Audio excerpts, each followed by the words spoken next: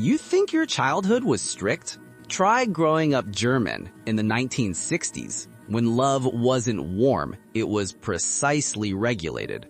Affection had a schedule. Hugs were rare, but punctual. And emotions? They had to pass quality control before being expressed. There was warmth, yeah, but hidden behind routines, quiet pride, and the faint eternal scent of furniture polish and potato soup. Our parents didn't raise their voices, they raised standards. They didn't say, "I love you," but you knew it when they ironed your shirt for the third time that week. The house was quiet, the clocks were loud, and every sound, every creak of the wooden floor carried a lesson. Now looking back, you realize they weren't just disciplining us, they were engineering us. Here are 12 strict, funny, and painfully honest ways German parents raised us, back when order meant love, and silence meant you'd better start apologizing. Number 12. The look when silence had 220 volts. It didn't take yelling, just one look. That slow, silent, eyebrow-raising stare that froze the molecules in the air. It said everything. Don't test me. I survived post-war rationing, and I can survive you, too. No words, just efficiency. You'd suddenly remember every chore you'd forgotten, every sin committed since breakfast. The funny part, that look still works. Even now, when your boss raises an eyebrow, your inner child whispers, "Jawohl, Mutti." Why waste words when a stare has a 100% success rate? Very energy-efficient parenting. After that look, your mother would quietly return to polishing the sideboard, and somehow you felt forgiven. Because in Germany, forgiveness wasn't spoken. It was implied. Number 11. The wait until your father comes home. The longest countdown. Those 6 words could stop your heartbeat. You'd sit there, motionless as the clock ticked like a bomb with perfect rhythm. Each tick-tock whispered, "He's coming." You'd tidy your room, rehearse a confession, maybe even say a small prayer to Saint Ordnung himself. Then the door opened. Coat hung, shoes off, silence. Sometimes your father didn't even punish you. He just looked disappointed. And somehow, that was worse. You'd lie awake that night, hearing his footsteps fade down the hallway, feeling that mix of guilt and respect. Because German fathers didn't need to shout. Their sighs were louder. In Germany, silence isn't awkward. It's disciplinary. Number 10. The cold shower. Character development at 8 degrees Celsius. Nothing builds resilience like an ice-cold shower at dawn. Calms the nerves, they said. Builds character, they said. It also built trust issues. You'd gasp, stomp, and squeal while the freezing water attacked your soul. Then suddenly, peace. You stood there, reborn, shivering, reflecting on every life choice. The tiles were cold, the air sharp, and your reflection looked wiser. Or at least traumatized. We didn't need therapy.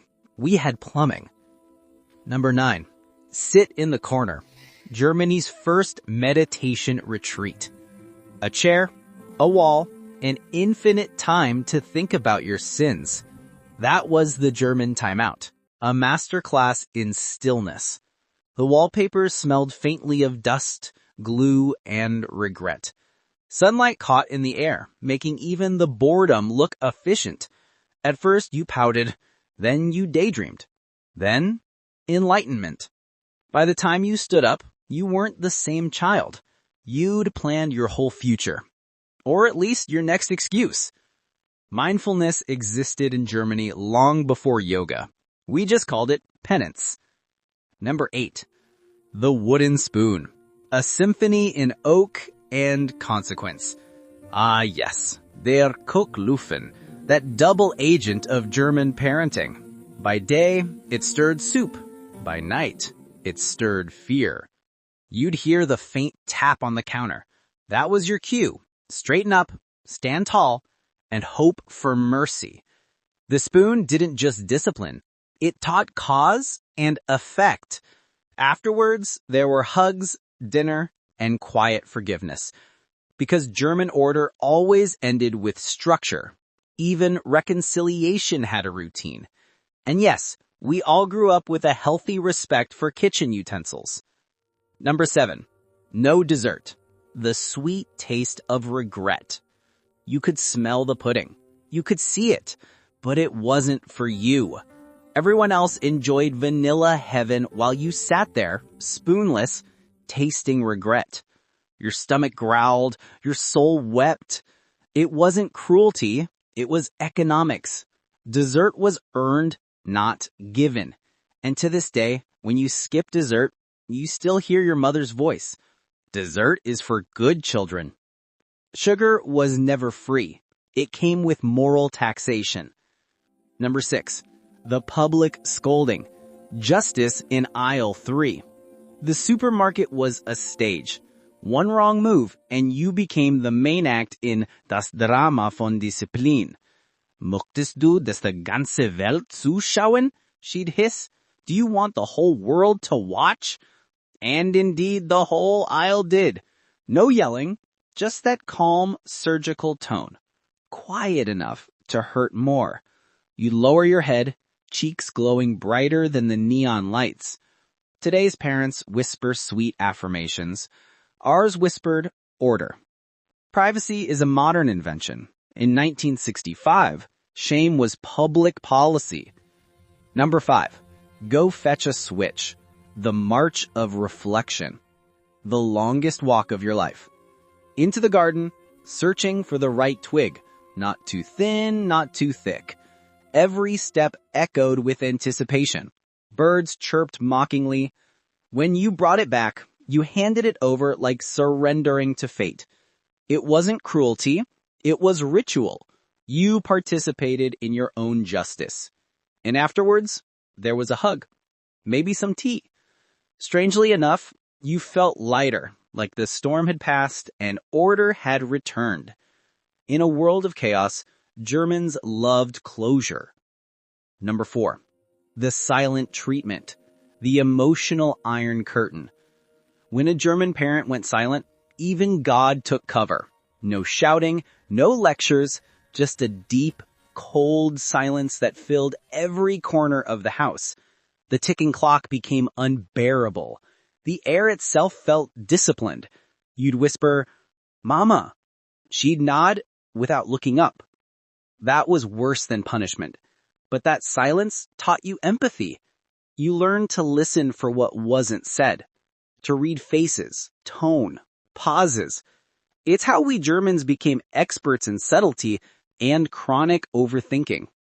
Number 3, eat what's on your plate. Because waste was a sin. No exceptions, no negotiations. The war wasn't that far behind. And food wasn't just food, it was gratitude in edible form. The smell of sauerkraut filled the air. The potatoes were endless. And you were not leaving until that plate was clean. Children in Africa are starving, she'd remind you, gently but firmly. You didn't understand Africa, but you understood guilt. And that lesson stuck. Finish what you start. In meals, in work, in life. Efficiency even applied to eating. Zero waste, zero excuses. Number 2, you made me embarrassed. The invisible punishment. No punishment stung more than quiet disappointment. No shouting, no lectures, just a calm sentence. I'm disappointed in you. And that was it. You were crushed. The look in her eyes said everything. You'd have preferred the wooden spoon. At least that ended quickly. But this lived rent-free in your conscience for decades. You tried harder next time, not because you feared punishment, but because you couldn't stand letting them down. Number 1, you'll thank me when you're older. The prophecy fulfilled. Oh, how we hated that line. You'll thank me when you're older. And yet, here we are, thanking them. Because now we understand. Those strict rules weren't about control, they were about care. That discipline became structure. That silence became resilience. And that order, that endless German obsession with punctuality and precision, became love in its most dependable form. They didn't build soft children. They built reliable adults. People who kept promises, respected others, and believed that a clean kitchen is a moral duty. Now when the world feels loud and chaotic, you miss it. The ticking clocks, the smell of floor polish, and the quiet certainty of home. So tell me, mein Freund, which one do you remember? The wooden spoon? The cold shower? The silent dinner where everything changed? Leave your story below.